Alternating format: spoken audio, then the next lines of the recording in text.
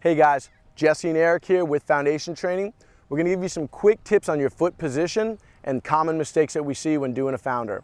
Eric's going to take his feet wide and he's going to let his toes go into external rotation.